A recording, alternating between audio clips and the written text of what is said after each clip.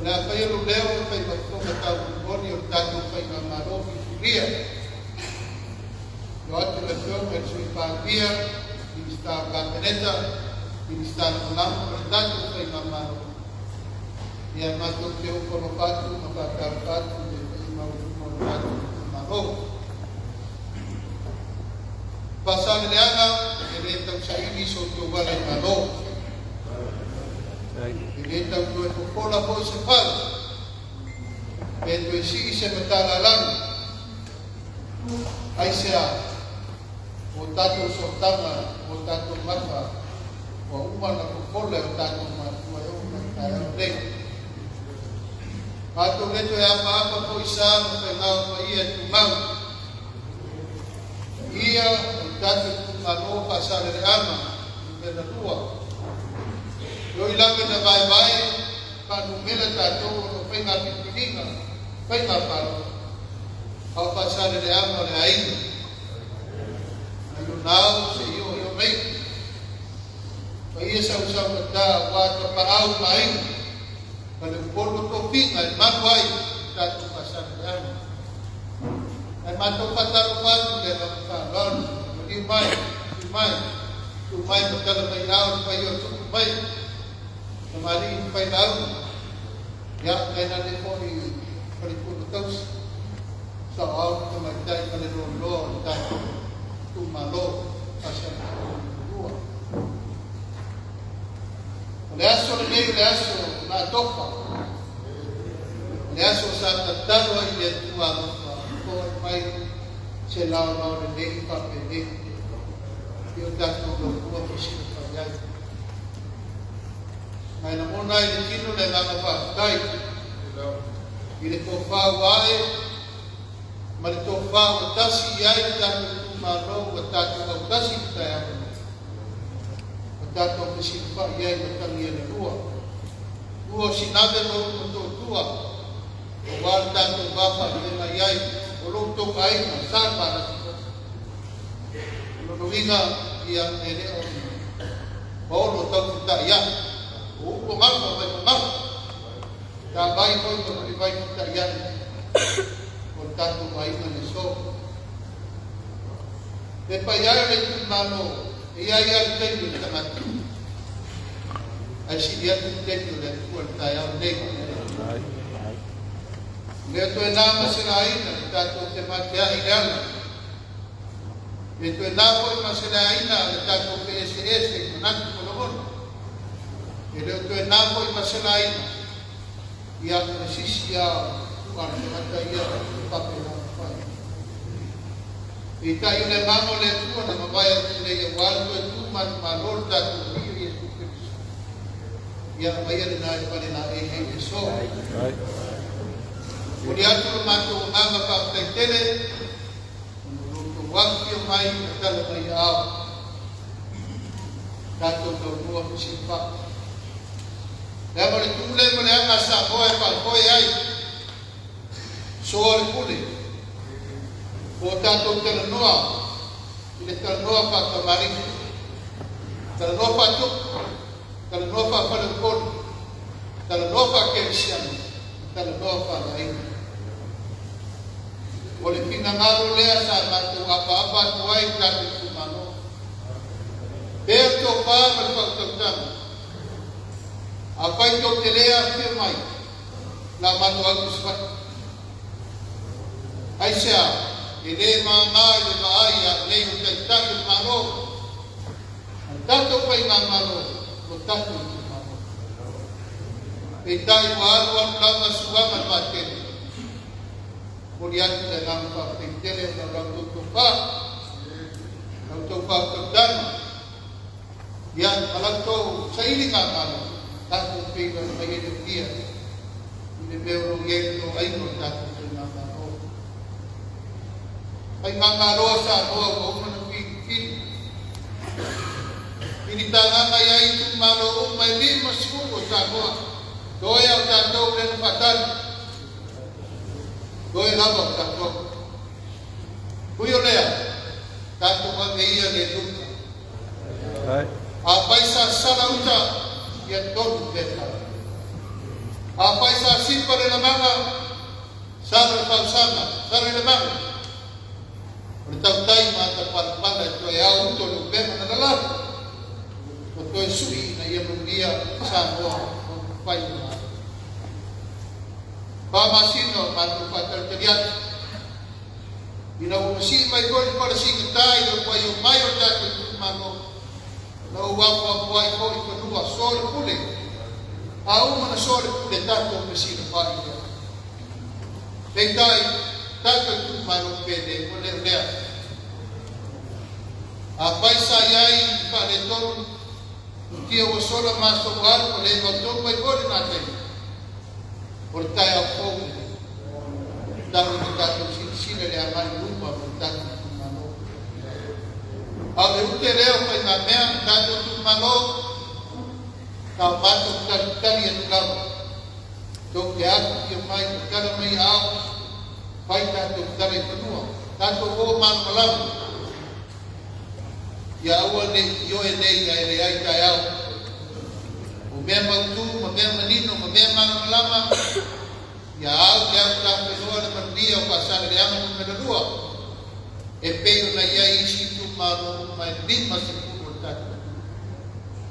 O eu lea, ia le tu le de tá au tá no final. Cada leo na mais do terteriano ele to início esse. Tá usando a campaneta to aqui mai. Tá to final e para tu mano. Wani meu tupo. Wani meu sa tupo. Kato po buhay tayo malaman din. Kato isinapa ipitala noa. Kato pasoa mo na nalulunga. Ay siya. Hindi mo payo. Amin pa man niya may isip tumalo. Ya ay niyo mo pa man niya may isip tumalo.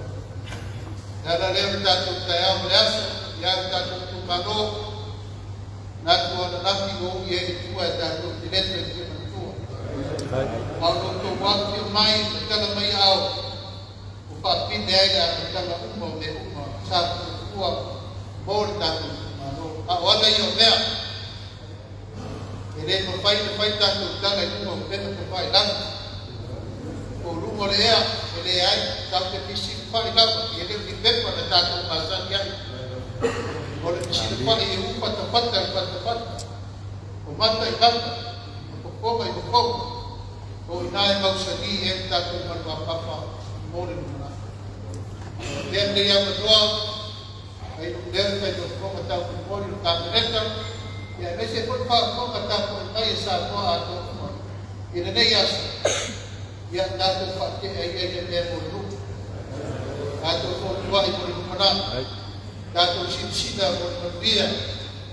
Ya pa yo so ko. Aku marda tu kai kalau dia awal mana dia bersinggung tu malu lima sutas bertanya apa yang dia masuk tu leo wata ai kaleso wata pena tu kai kalau leso ya etetala malu ya inesa tu tu ai tapi nama manei sai di manei tu tu proket Saya ni manai betul bewa ini mandino mal malam. Untuk awal saya dia. Ini fight tak untuk kita fight lagi. Dia betul mana? Awak ini mutaya apa ini? Yang setiap firma yang ileu untuk pilih yang telefon tak bloket.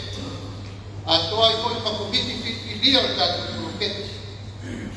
Kata tu malo wali kutia usola masuk wali ya wali untuk masuk sar di pikiring kata pena malo upa hoino takilo oleh ai tu ka penente ai ma ator kata bloket ini Aisyah di sini dia untuk telefon dan sino uputu sesa ya matau mai tahu ese mai tahu sino ese pun macam macam apa yang mana baik.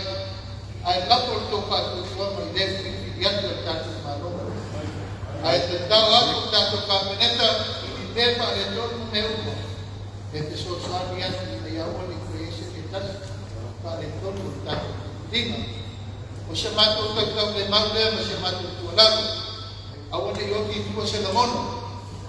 Nabantaman na yun, ulit mo na liatan kay Bagya, ito ka, magpagpuntang inaiyan matumiyan, tatlo itong manuman ko.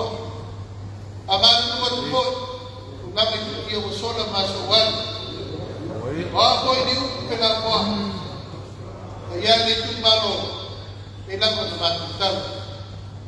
So, tino, so, toto, so, ano, yang ay tamatang dito at maiyan na parang tamatay ng kalito. Kung po'y magdala, iyan tanay na ibaya ay nilea na malaita kuha isa mo. Ito mo siya, tanong kay tayo, kaya natin kumano, sa magyakay na iyong ayun tayo. Katong ibepa kasi wal tayo, may panginoon. Katong sa arupan ko mamartagtong, inayaman niya sa tatong kumano. Yun naman ang sasyomo. Yan, kung mayaret ko, kung kailan niyas, o atayin ng kamunuema, walang nagpahal tatong kumano. Tamayay ayun tayo, tatong pagbibiyan, tatong pagbibiyan yan pagbibiyan kaya tagsisi na kami, lupi-lupi, meron-meron, kawalan, ginarina, tatong kumano. Ay nakwat ay, uloyong tuwaan, mandiya, lupi-lupi pa, so meron-meron. Kaya po'y matong tipagtang, awang, pintuayan, pinitas, paliton. Ang ere, kau tuan na mawari ko kiri kumano. Leipay mo fiat pinaw-inaw nenay. Na nagsabi pagkal, kino may bahay mau. Kung wala ay naipay ng pamaw. Pay ng kagsino mo, lewat na riyan ay kumano. Ewan kay Sikono, tato mo. Iya tawaman ng lang, tato umong pinit ay gustuyo. Tato ko ng babae. Na yan manibiyar, tato ko ng pinit. Yang mengetere tato kumano, untuk parosi dari tino dengan mapapau ini magkainay tatong mapatang ang diyas o kung so'y pumuntiya wala yan so'y panitia magkapileta yang pag-nipista dito itong yung pakiboy so lemutapin o ata imo na so patong manegit sa ikaw ko itong beparo yang mataro yang tatong pumapiti na dengan ang tatong pumilyo yang tatong pumapiti o oma labas sa patagdan siya yung tumer yung patagdan ko rin so yang tatong tayo